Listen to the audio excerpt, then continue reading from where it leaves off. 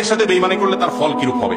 ভাই যদি ভাইয়ের সাথে বেঈমানি করে, ভাই যদি ভাইয়ের হক আদায় না করে, ভাই যদি ভাইয়ের নিমক হারামি করে, কষ্ট দেয়, সম্পর্ক ছিন্ন করে, আল্লাহর জমিনের সবচেয়ে পাপিষ্ঠ মানুষগুলোর ভিতরে একটি লোক। কারণ হাদিসে কুদসিতে আছে, আল্লাহ রাব্বুল আলামিন বলেছেন, যে ব্যক্তি আত্মীয়তার বন্ধনকে ছিন্ন করে, আল্লাহ তাআলা তাকে ছিন্ন করে ফেলবেন, আল্লাহ তাকে ছুঁড়ে ফেলবেন। মান কাতাআ কাতাআহুল্লাহ। জঘন্য একটা বিষয় ভাইরা। আর আত্মীয়তার সম্পর্কের সবচেয়ে কাছের আত্মীয় হলো বাপ মা এবং সন্তান সন্ততির পর সবচেয়ে কাছের আত্মীয় হলো ভাই বোন। বেশিরভাগ এলাকাতে দেখবেন যে ভাই বোনে লাগালাগি, ঠিক না ঠিক? অন্য সবার সাথে যাতা, ভাই বোনের সাথে অবশ্যই কি আছে? গুতাগুতি। ভাইরা আমার, আপনার ভাই বোন তারা যদি ভুলও করে, আপনি চেষ্টা করবেন আগলে রাখার, সম্পর্ক কখনো যেন ছিন্ন না হয়। আল্লাহ আমাদের সবাইকে সেই তৌফিক দান করুন। আত্মীয়তার সম্পর্ক রক্ষা করা সুন্নত না নফল না মুস্তাহাব? হুজুর বলে ফরজ, আপনারা বলেন সুন্নত মুস্তাহাব। বেশিরভাগ লোক সুন্নত মুস্তাহাব বলতেছে। এখন গণতন্ত্র অনুযায়ী তো সুন্নত মুস্তাহাব হয়। সুন্নত মুস্তাহাব জয়যুক্ত হয়েছে, সুন্নত মুস্তাহাব জয়যুক্ত হয়েছে। ভাইরা আমার, আত্মীয়তার সম্পর্ক রক্ষা করা ফরজ। এই যে আপনারা সুন্নত মুস্তাহাব বলছেন, অনেকে জানেন না আত্মীয়তার সম্পর্ক রক্ষা করা কি।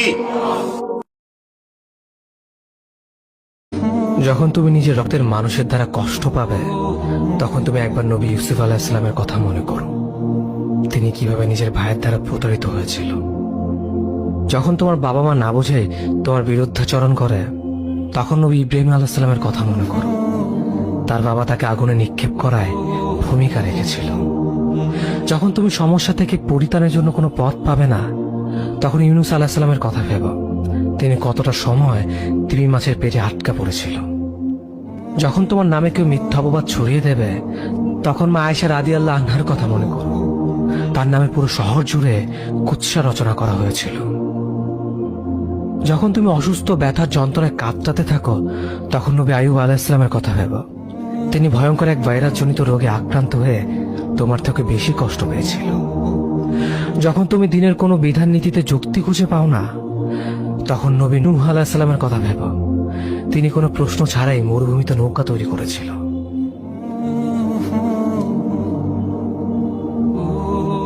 যখন তুমি আত্মীয়স্বজন, পরিবার, বন্ধু বান্ধবের কাছে হাসির পাত্রে পরিণত হও, তখন তুমি শেষ নবী হযরত মুহাম্মদ সাল্লাল্লাহু আলাইহি ওয়াসাল্লামের কথা ভেবো।